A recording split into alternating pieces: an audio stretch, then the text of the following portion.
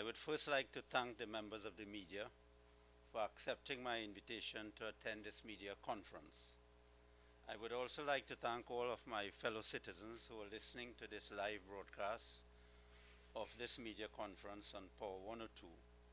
I would also like to thank in advance all of my fellow citizens who would listen to the rebroadcast tomorrow on I-95.5 FM and 106.5 FM between the hours of 9 a.m.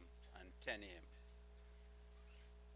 The purpose of this media conference is to explain to you, the members of the public and the members of the media, how the amendments proposed by the government to the Freedom of Information Act would operate against the public interest.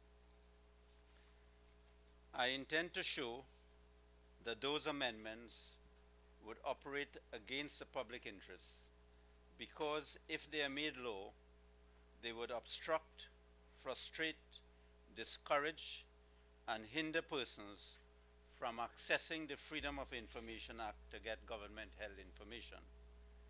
In order to understand what I'm going to say this afternoon, it is important that I give you some idea of the importance of the Freedom of Information Act. Now, when you look at the proposed amendments, one may get the impression that this is a simple amendment because it merely extends the time for the public authority to provide the information or to provide the answer whether the public authority would agree or not agree. But I want to tell you, and you will see at the end of my presentation, that the effect of these amendments can nullify the provisions of this act, can make the act a totally useless utility for people to get information, because it would discourage, it would delay, and people would be frustrated to take steps under the act to get the information. What I propose to do is to give you some idea of examples which occurred before the act came into force, and then I would go into the proposed amendments, and then I would deal with how the amendments would affect the enjoyment of the rights under the act. But I think that it would be very helpful for me to read to you some of the things I said when I was Attorney General and I piloted this act in the Parliament, because it will give you an idea of the importance of the provisions of the Freedom of Information Act. On the 27th of August 1999, in the Senate, I, as the Attorney General of Trinidad and Tobago, stated, "Mr. President, I beg to move that a bill to give members of the public a general right, with exceptions, of access to official documents of public authorities and for matters related thereto, to be now read a second time." Mr. President, the object of this bill, as set out in Clause 3, is to create a statutory and enforceable right for the access of information held by the state, subject to exceptions, and to create a duty on public authorities to make certain key information available to the public. The bill really is one which would create a legal framework to give the public the right to know about government and other state-held information.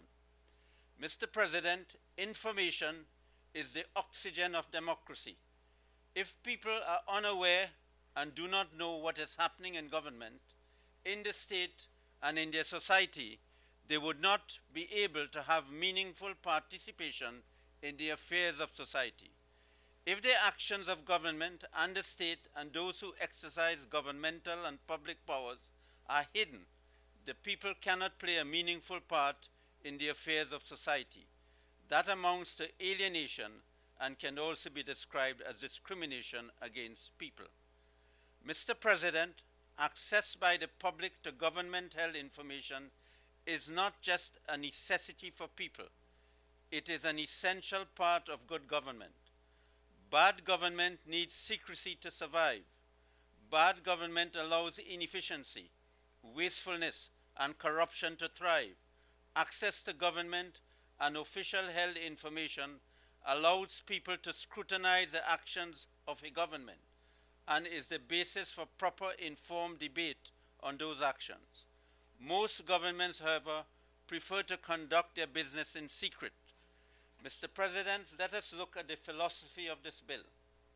When the Universal Declaration of Human Rights was agreed upon, in Article 19, it talked about the right to the freedom of opinion and expression. It says that everyone has the right to freedom of opinion and expression, and the right includes freedom to hold opinions without interference and to seek, receive, and impart information and ideas through any media regardless of the frontier. It was envisaged that the right of freedom of opinion and expression would include the right to seek, receive, and impart information. In the 1940s, when this document was passed, it was envisaged that there would be machinery for states to provide freedom of information or the right to information, so that the right to the freedom of expression and opinion could be given effect to. Later on, I will read further excerpts from what I said in the Parliament then. So we would see that freedom of information is an essential component of the right to hold opinion and the right to free expression.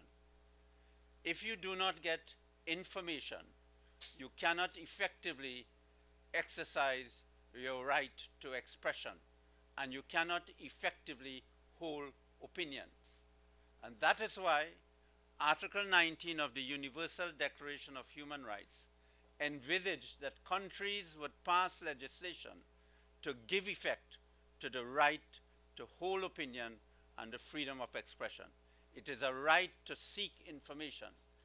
Every individual in Trinidad and Tobago, not only under the Universal Declaration of Human Rights, but under the Freedom of Information Act, every person has a right to seek information and to obtain information from the government, information which it holds. That information could be personal information to the individual, or it could be public information which the individual should know as a member of the public. Now, before this Freedom of Information Act was passed, if you got involved in a motor vehicular accident and you went to the hospital, a government hospital, and a doctor attended to you, and you wanted to sue the driver of the other car for negligence to get compensation for your injuries, you had to get a copy of your medical report and your records from the hospital. And what used to happen is that the hospital did not regard it as a right for people to get a copy of their medical records. And those persons who had to file cases to get compensation had to actually beg the hospital to get a copy of their records. And the bureaucracy, sometimes they did not get it. And sometimes they had to file their case without the medical report.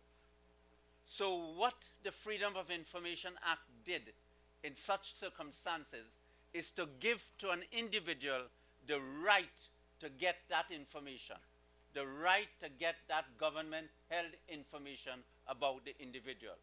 And under the Freedom of Information Act, if the public authority does not give you that information, you can go to the court and the court can order the public authority to give you that information. You would have seen the Freedom of Information Act in operation over the years. Even recently, a minister was ordered by the court to provide a letter to a former governor of the central bank. So it, in effect, compels government to give information. And therefore, a lot of governments in the world do not want a Freedom of Information Act, because with a Freedom of Information Act, corruption, misuse of public office, um, recklessness, um, nepotism, all the evils of governance can be kept secret. So that is why governments, a lot of governments in the world, oppose them.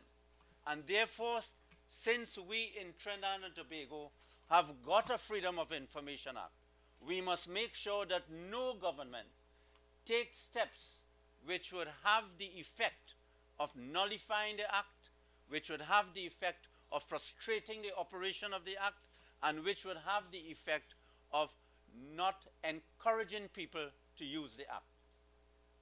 Because if we allow that to happen, any government would not have would not be obliged to account as a government has to account now with the Freedom of Information Act.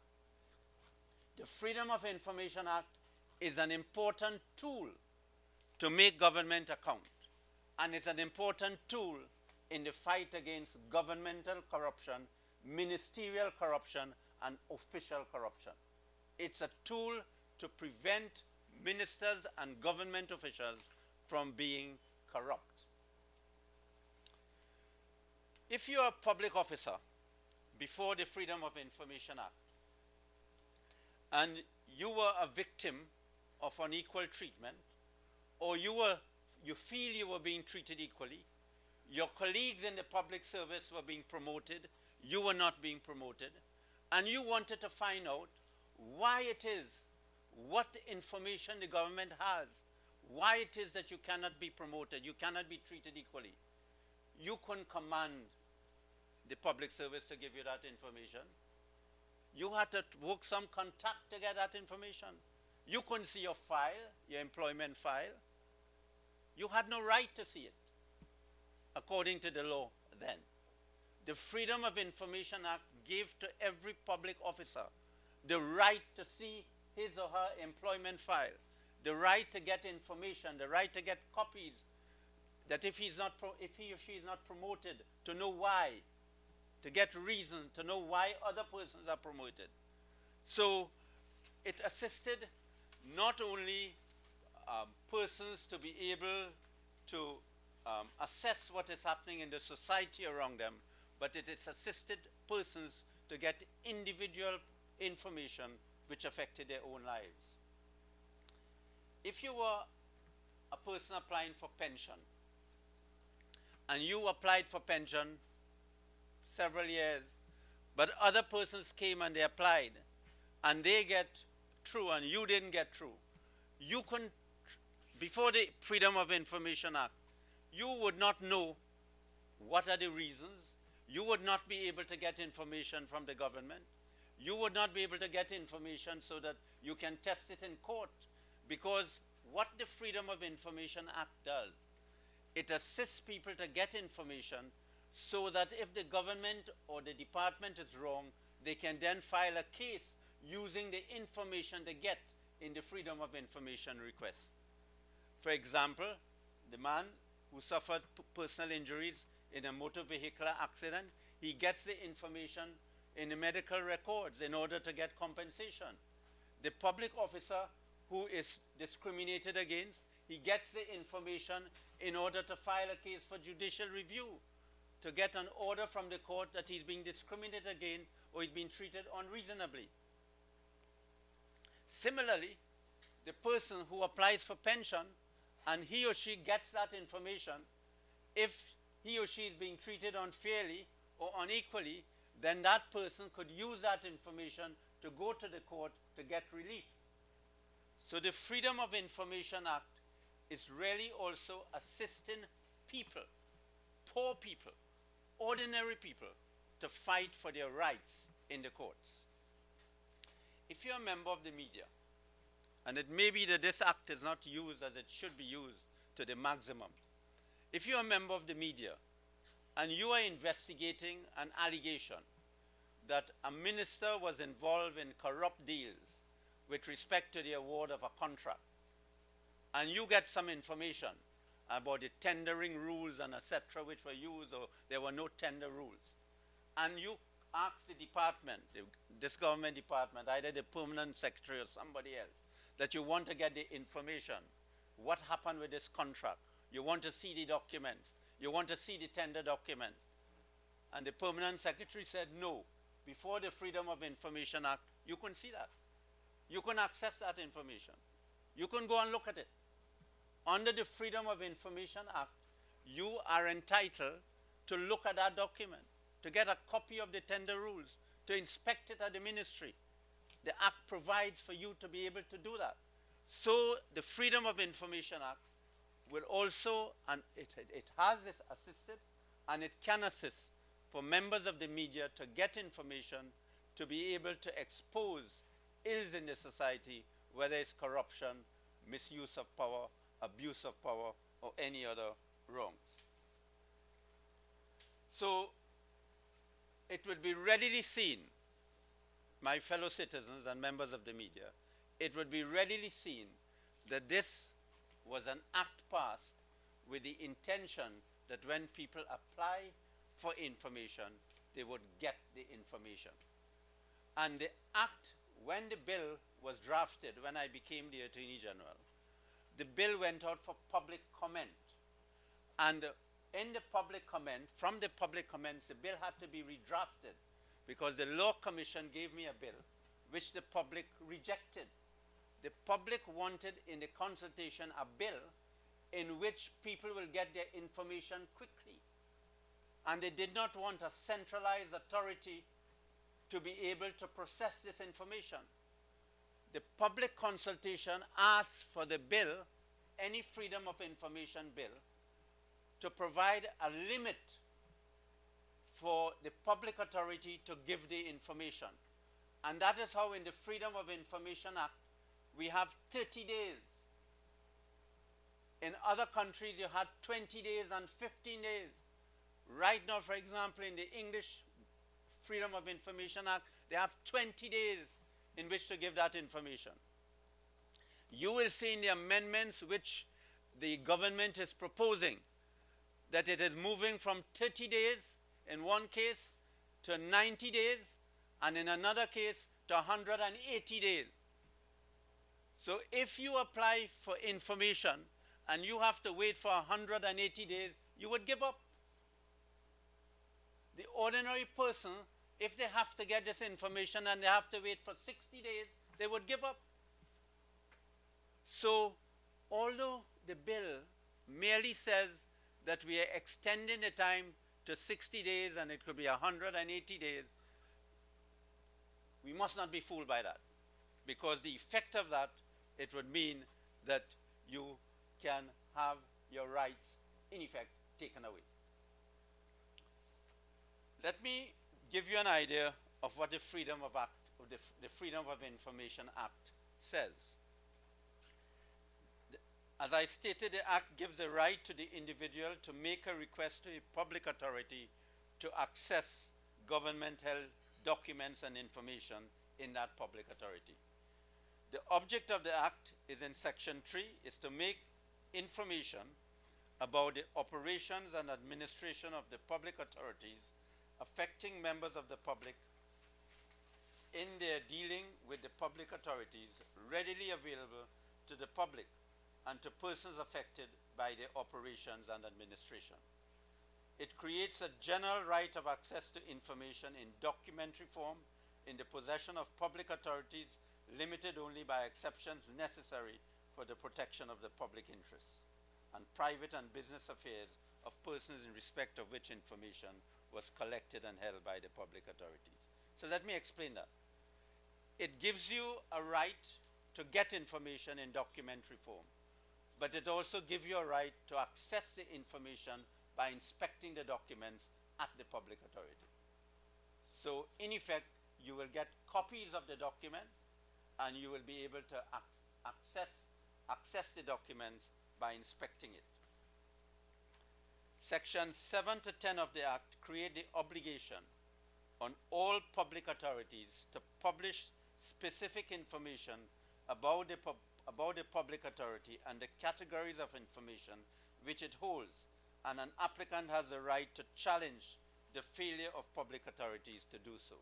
So in order for the public to know exactly what information is held by the public authority, the Act provides an obligation, a legal obligation on the public authority itself to publish to the public the information which it has, the department, and how you can access that information. Section 15 of the Act imposes a time limit of 30 days for the public authority to notify the applicant if the request for information is approved or refused. So the Act does not make any distinction between a request which is approved and a request which is refused. In the public authority has 30 days to say whether it is giving the information, refusing the information, and the same period of time, within that period of time, to give the information.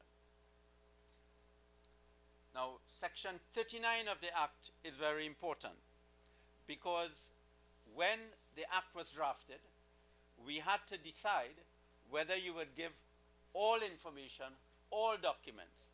Well, as you know, the state would have certain documents which are national security considerations, which are not in the public interest to disclose.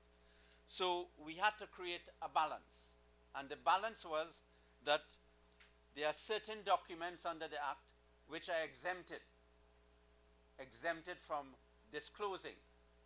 But the person who applies for that information, if that person believes that that exempted excuse is being used merely not to give the information and is not genuine public interest or national security interest, the court can decide whether that document or that information should not be given.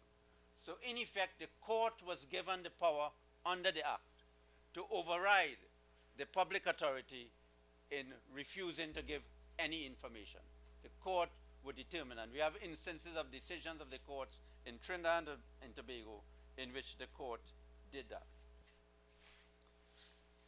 So the court was given that omnipotent power to decide whether a matter should not be disclosed because of national security consideration or public interest consideration. What are the proposed amendments? Under Clause 7 of this bill with a long name, miscellaneous provisions, tax amnesty, pensions, freedom of information, national insurance, central bank, non-profit organization bill, there are a few clauses of the Freedom of Information Act which are being amended, which are proposed to be amended. Section 15, 21, and 22 of the Freedom of Information Act. The amendment to Section 15 is to extend the existing time period for the public authority to make a decision from 30 days, that is 1 month, to 90 days. So if this amendment becomes law, if you make an application to the public authority does not have to give you an answer in 30 days. It could give you an answer in 90 days. And that 90 days would be an answer that if it approves your request and it gives you the information. Now, they must give it to you in 30 days. So they want to change that period from 1 month to 3 months. The amendment to sections 21 and 22 is that before a request is refused, the public authority must take the following steps. Now, under the Act as it is now, the public authority makes the decision whether to grant you or to refuse you. Now, let me explain this. When this Act was drafted, we did not put one body, the Attorney General Office, for people to make application to the AG's office and for the AG to decide whether it should be granted or not.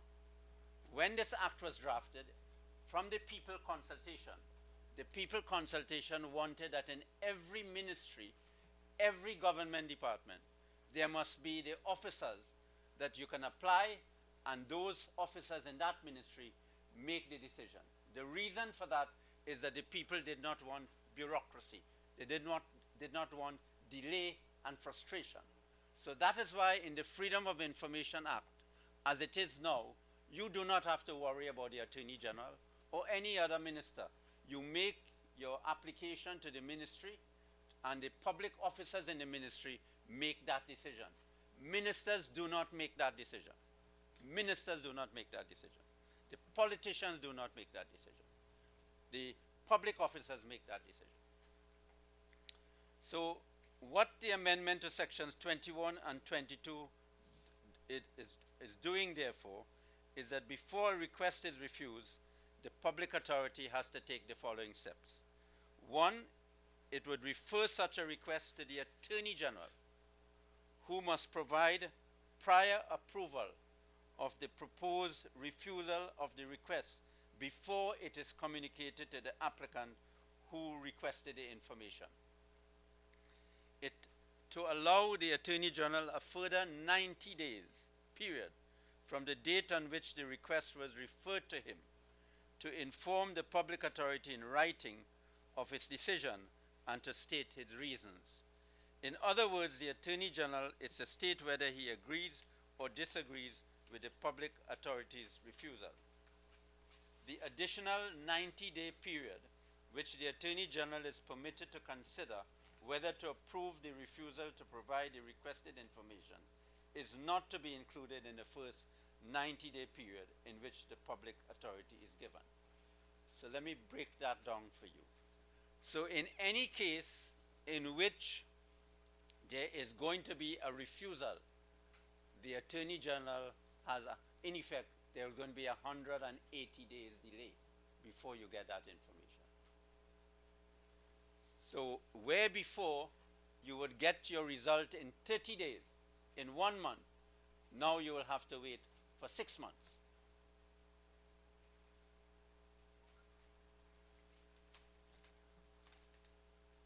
So, members of the media and my fellow citizens, the proposed amendments clearly would create unreasonable and inordinate delays between the time that a request has been made to the date of being notified of the refusal of the request. At present, as I said, the period for approval or refusal of a request is 30 days. Under the amendments, the period for refusal is 180 days, that is 6 months. At present, under section 15 of the Act, there is a limit of 30 days for the public authority to make a decision, but the amendments would allow a public authority 90 days, that is 3 months, to make a decision. Why would it take anyone 90 days or 180 days to make a decision whether information should be given or not? The request for the information would be a request as to whether the ministry made a particular decision, whether it made that decision based on documents, whether it wrote that letter, whether it awarded that contract, whether you acted fairly, whether you followed tendering rules, whether you have friends and you make a favor to a friend, whether you have a conflict of interest. So why would it take 60 days and in a refusal case 180 days? It would seem to me that that period of time is in itself sufficient to make people feel discouraged in applying for this freedom of information. And bearing in mind that the government has a lot of resources to pay lawyers, but ordinary people do not have resources to fight legal battles. So that if you have to wait, if the ordinary person in Trinidad and Tobago had to wait for 90 days and then 180 days, and then you have to file a case for that, and then that case has to go to the High Court, then it has to go to the Court of Appeal, then it has to go to the Privy Council, then your case which you have to file for personal injuries, the time would run out. Because if you have a case for negligence against someone who knocked you down, you only have 4 years to file that case.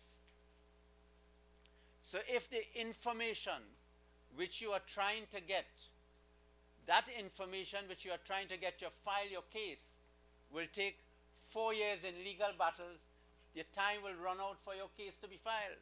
So it affects your limitation period in filing claims. It can also affect your limitation period in filing a constitutional motion, because there's a principle of law that you cannot delay too long in filing a constitutional motion. The court can deny you relief. So what the government would be doing by allowing this amendment to go forward is to seriously adversely affect the rights of individuals, not only to get government-held information, but to get information for them to be able to pursue their other rights, their other civil rights.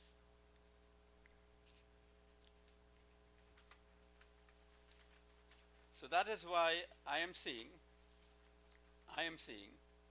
that these amendments would hinder, obstruct, and frustrate persons who wish to seek government-held information under the Act. It would discourage them from applying for information under the Act. The unreasonable delay of 3 months to get a yes answer to a request and 6 months to get a no answer to a request interferes with the right of the individual to seek to obtain government-held information and the right to obtain that information. The effect of the Attorney General having to give the final say on the proposed decision of a public authority to refuse to supply the information would be that the public authorities would automatically refuse the request to supply information, because they would know that the Attorney General would deal with the application. So in practice, if these amendments are enacted, your request for information would not even take 3 months, it will take 6 months, because most of it are going to be refused. Because imagine the scenario.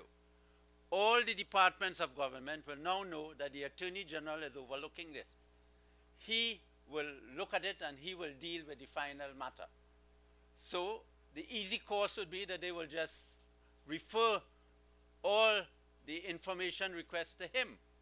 So the Attorney General office would then become the centralized authority, and he will probably then have to have more lawyers or retain more private lawyers, pay more fees in order to get this thing done. In the meantime, the people will not get their information. So the effect of these amendments would mean that there will no longer be a culture. Right now, in the Freedom of Information Act, the culture has developed to disclose the information. The culture now is that the government would disclose the information. But by these amendments, there'll be a culture of non-disclosure, of refusing to give the information.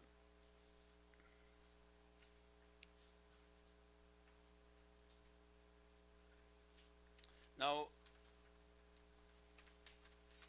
the questions which the public can ask, and it's questions which I think would be very reasonable.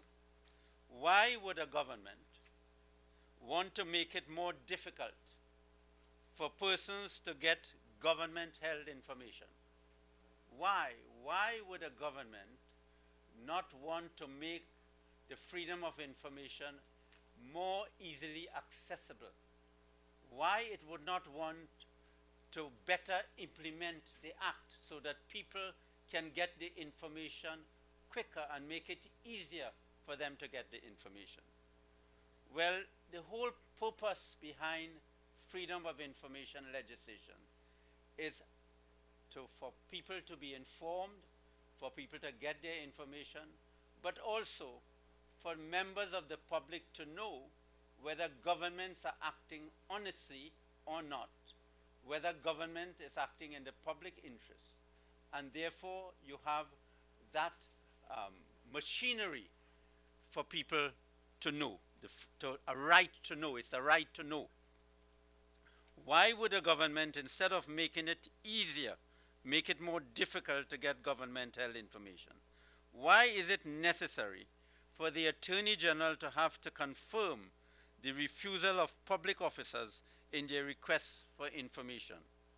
Why can the Attorney General not provide any help that is needed in the government department for the government department to discharge that duty under the Act? The Freedom of Information Act does not provide, as I stated, for a minister to make the decision in respect of an application for government-held information. It deliberately did not do that because the giving of the information must not be politicized. As long as you introduce the politician making the decision, then what happens, that decision can be regarded by the public as being contaminated. And therefore the Act made it clear, and it envisaged that the minister would not be making the decision. Those decisions are made by the public officers in the ministry in the appropriate department. So why is it necessary now to change that? For the Attorney General, the holder of that office, to make that decision as to whether it should be refused or not. If it is that the Attorney General wants to give advice, the Attorney General can place his legal officers available to the departments in the ministry to be able to give that legal advice without having to extend the time.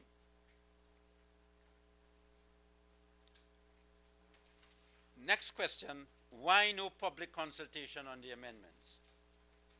Well, as I told you, when this act was being envisaged and was put out, it was put out for public comment, and there was public consultation. So the provisions of the Freedom of Information Act is an act with the result of public consultation. Members of the public had a say in that. And it is only fair for a government, if it wants to change any of those provisions and fundamentally change it, for the government to hold public consultation with the people and with relevant public-spirited organizations. The Media Association, the Law Association, and other social organizations which perform an important role in the society and which deals with issues dealing with governmental affairs. A further issue which arises in the Freedom of Information Act amendments is the usurpation of power by the Attorney General of the independent functions of private entities. It should be noted that the Freedom of Information Act provides a very wide definition of what constitutes a public authority.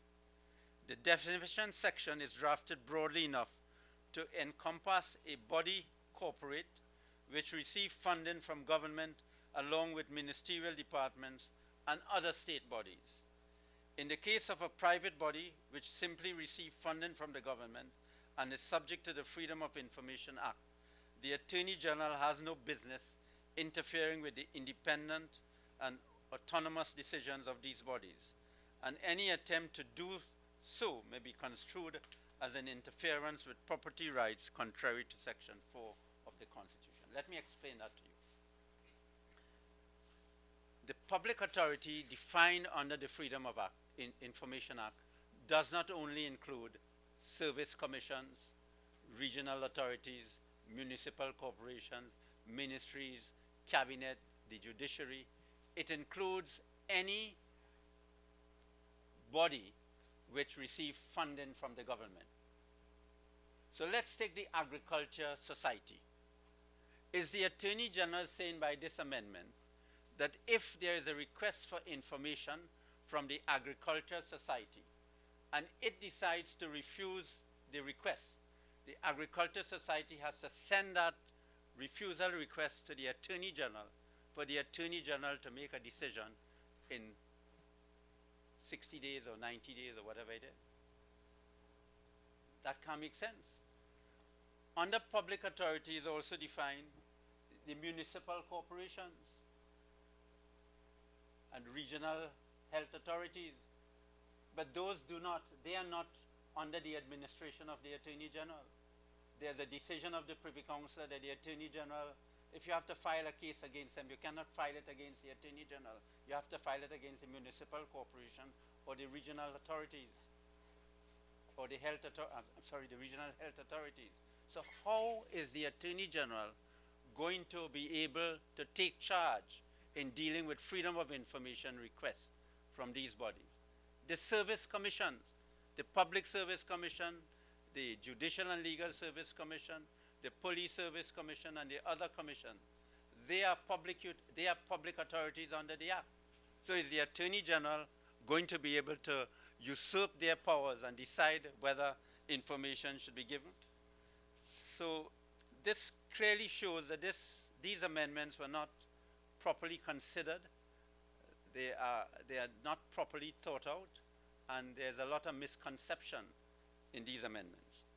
With respect to state companies, it is trite law that the directors of these companies must exercise their discretion in an independent manner in the best interests of their respective companies.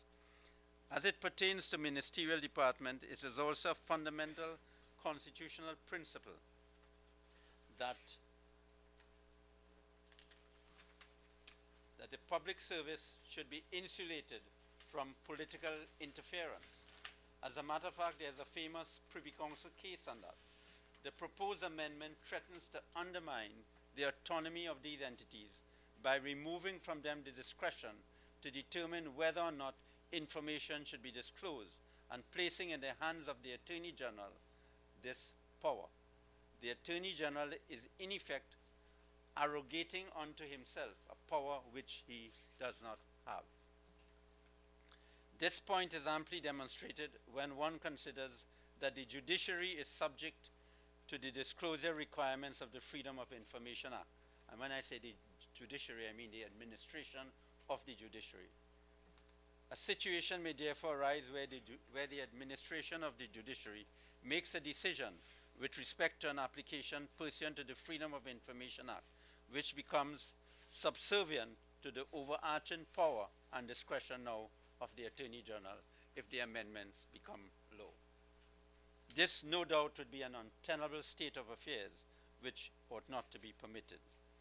Municipal corporations, regional health authorities, and the service commissions are not under the jurisdiction of the Attorney General.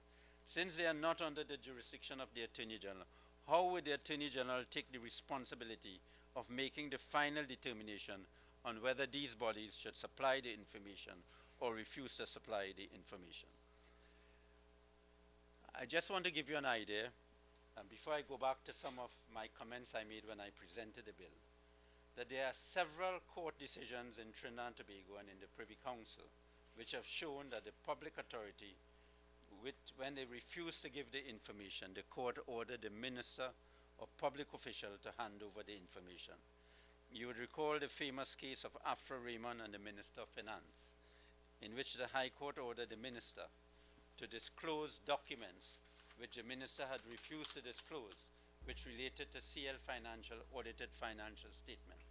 You'd also remember the claim filed by the Joint Consultative Council for the construction industry against the Minister of Planning and Sustainable Development, in which the minister was ordered by both the High Court and the Court of Appeal to disclose the orders issued and the legal advice given in relation to the minister's decision to bypass the Central Tenders Board with respect to public tenders for the development of valuable state lands in Trinidad.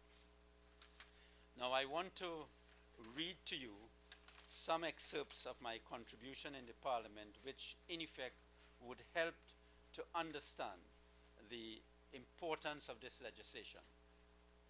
And I'm reading from page 444 of the Hansard, and the third paragraph.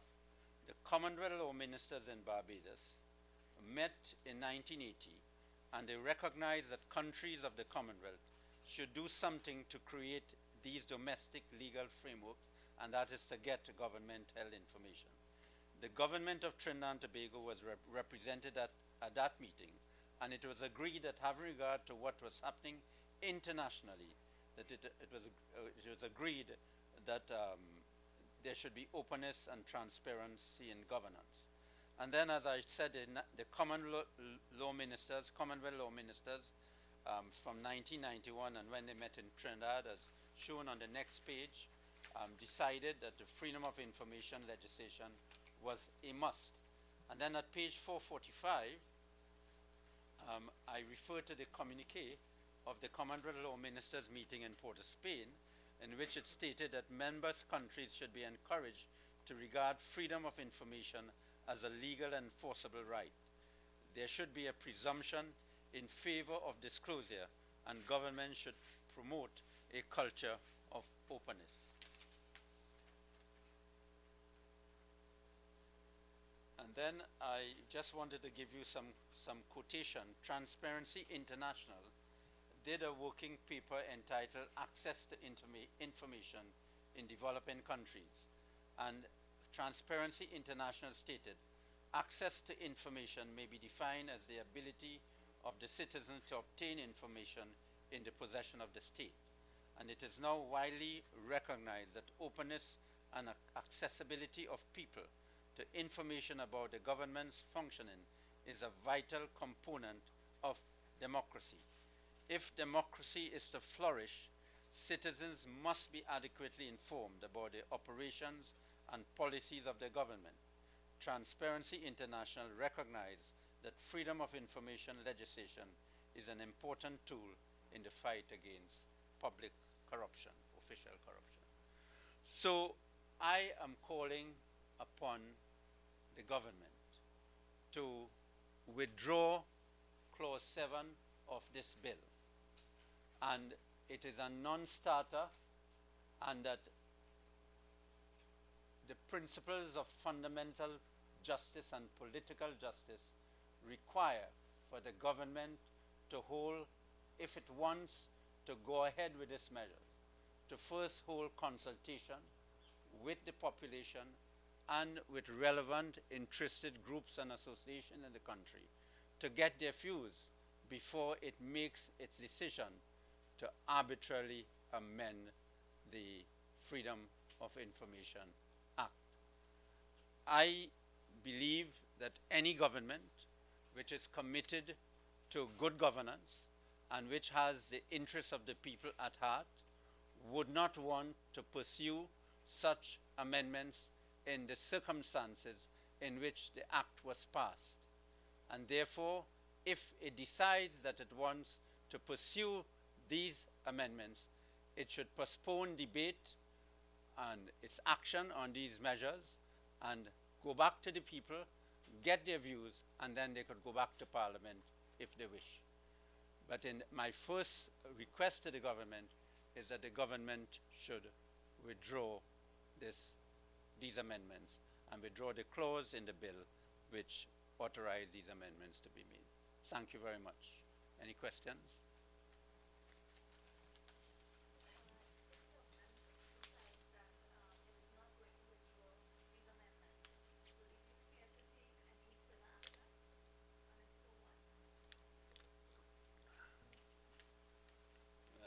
I was hoping you didn't ask me that question, but I think I have to answer it.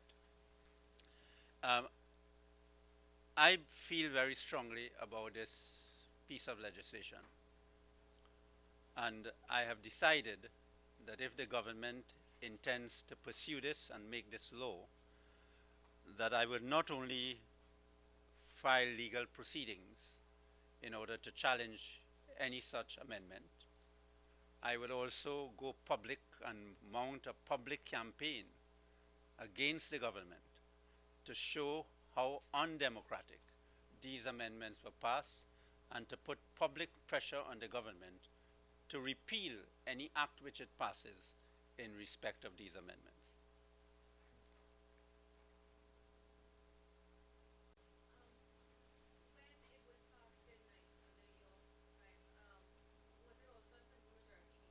Yes, as a matter of fact, the original bill was drafted in such a way that it had to get a special majority. But we did not get, at the time, good vibes from the opposition that it would have been supported. So when it went out for public comment, it was amended in such a way that it needed a simple majority. But I know what you're asking me. You're in effect asking me that how would I challenge it if the bill needs a simple majority? Well, I do not think the bill needs I think the bill needs a three-fifth majority, and I'll tell you why. The right to hold opinion and freedom of opinions and expressions is a guaranteed right in the Constitution of Trinidad and Tobago. That's in Section 4 of the Constitution. It has been held, from what I've told you today, it has been held in cases now, since then, and now, even by the highest courts in the land, in several Commonwealth countries, that an essential component of the right to hold opinion and the freedom of expression is the right of the individual to seek information from the government and to get that information. So if the bill under Section 13 of the Constitution, if the bill is inconsistent with that right, it needs a three-fifth majority. It has to be passed with a three-fifth majority. Further, the freedom of the press is a guaranteed fundamental right. It is a separate, guaranteed fundamental right, quite apart from freedom of expression and freedom to hold opinions. So if the press cannot easily access information in an existing law which it had, and which the government is now interfering with it, with this unreasonable delay and the bureaucracy and the other points mentioned, that would be inconsistent with the freedom of the press. So under Section 14 of the Constitution of Trinidad and Tobago, if any person alleges that his, her, or its fundamental rights have been infringed, are being infringed, or will be infringed, that person can apply to the High Court for redress. And the court has been given under the Constitution omnipotent power to declare any law unconstitutional. So I have reserved these constitutional law arguments for my presentation because I do not want the government to have believed that I am threatening it with any litigation. But what I am saying is that I've informed the population, I've informed the public what this position is. I think it's important. It affects democracy in our country. It is the information is the oxygen of democracy. If the people do not have information, they cannot really consider their affairs properly. They cannot really assess government. They cannot assess opposition. They cannot assess their political life, and they need information in order to be able to address and redress issues in the country. So this is important for democracy, and therefore this is one issue. As a matter of fact, I think I should tell you this.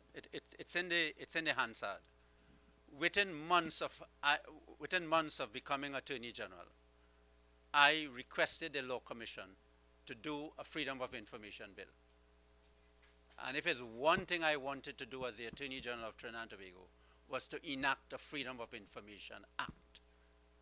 When I was in the opposition as the Chief Whip, I filed a motion for a private member's bill, Freedom of Information bill, to be debated by the government.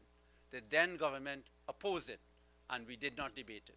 Then I filed a motion to have the Freedom of Information bill debated. And that debate was going on when Mr. Manning called the elections in 1995. So I feel very, very strongly about the need for the Freedom of Information legislation, because the Freedom of Information legislation made governance open, transparent, and accountable to the people. And that is why, if you check back the history, I decided when I got the Freedom of Information Act, it was not going to end there. There was an ouster clause in the Constitution that prevented service commissions from the court inquiring into decisions of the service commissions. I, I piloted a bill to amend the Constitution to remove that ouster clause. And that ouster clause was moved, so service commissions can be freely challenged in the courts. And you would see the committees of parliament which are functioning now, in which they function and they openly and they are contemporaneous like the parliament committees in America, where the Constitution was amended. During my term in office, I piloted a bill to amend the Constitution to make those committees function. So I believe very strongly in governance should be open, transparent, and accountable to the people. And I got into trouble with that when I was Attorney General. But I feel very strongly about it. And this is one issue. I'm not talking about going back into politics. I'm not going there at all. But this is one issue. I will mobilize the people of this country in order to put pressure on the government to repeal this law if they go ahead with this amendment.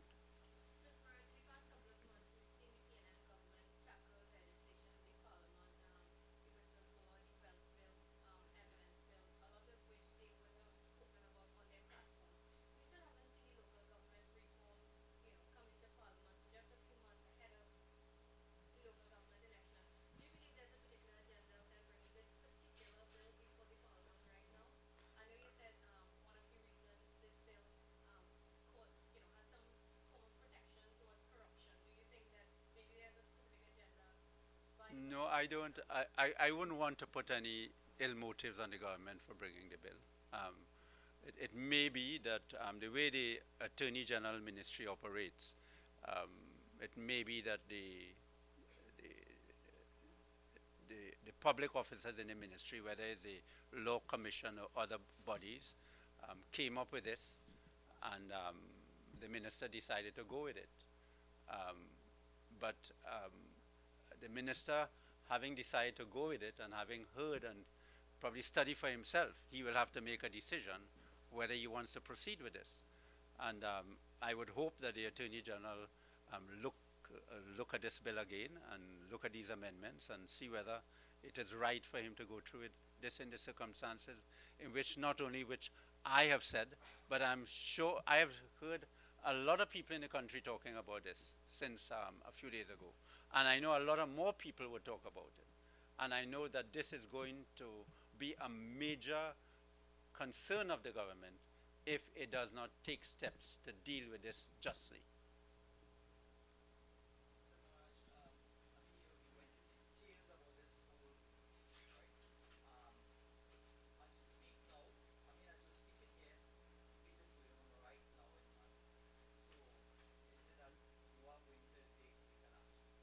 No, well, I don't know. I don't know. I'll have to wait and see what happens in the Senate. But if the bill in any event, it is very difficult to launch proceedings in law in respect of a bill. You have to launch the proceedings in respect of an act. In very exceptional circumstances, you can launch proceedings in respect of a bill. But I think I should give the Parliament sufficient opportunity to debate the bill. The House of Representatives is entitled to debate it. As a matter of fact, I got notice of this on Friday afternoon when I came out of court in Port of Spain. And when I saw the amendments, I wanted to call the media conference on Sunday, but I wasn't available on Sunday. So this morning I was in Port of Spain in the court, and I decided to call it this afternoon because that is the earliest I could have called it. I didn't even know that Parliament was sitting today. So it was not to compete with Parliament or in anything like that.